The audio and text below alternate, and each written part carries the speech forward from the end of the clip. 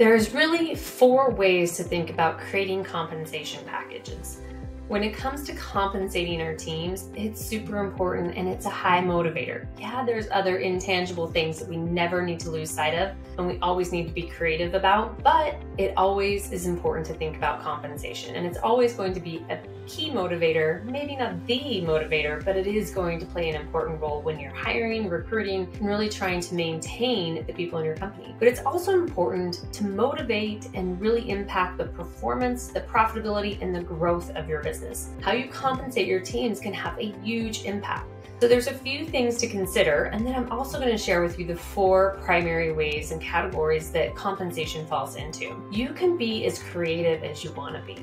It can be really exciting to put your key stakeholders in a room and sit down and come up with really creative ways. You can even talk to the people that are going to be impacted by that compensation and get some great ideas from your teams on what might really motivate them or what could be directly linked to performance that maybe you haven't thought about. Definitely allow for some creativity in this. Look at what other people are doing and then also think outside of that box as well. But there's a lot of creative examples out there in the world. Now, to help you kind of structurally think through this, there's 4 primary buckets that you can think about. There's base salary plus benefits, which is pretty self-explanatory. And the benefit side is usually where you get creative. One key thing that I think we miss out on here is a lack of actually communicating the value of the benefits that we provide to our teams. Really be intentional about creating communication and visual aids that show the value of those benefits.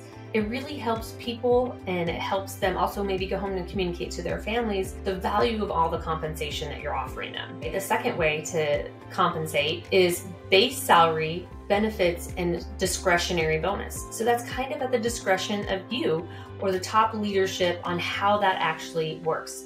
So it's a little bit more free-flowing. It's maybe not as hard or time-consuming to calculate, but it can be a really great motivator depending on the company and the situation. The third one is base salary plus benefits plus performance-based bonus.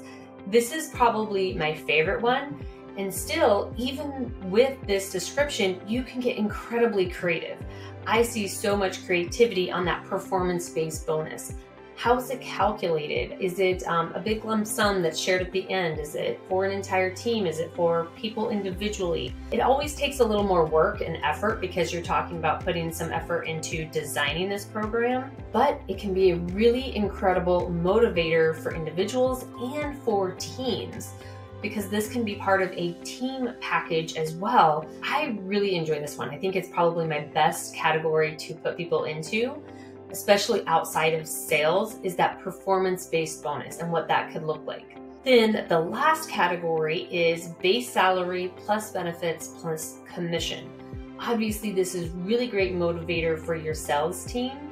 And I think the right top performers, the people that want to be measured by their success in sales in particular, actually embrace this category and are really willing to have a lower salary and have more potential upside in the commission. And it's a great motivator historically for people in the sales departments. So there's 4 categories that you can use to think about the buckets that your compensation plans may fit in and that you may be using in different parts of your business. Each part of your business may not have the same one.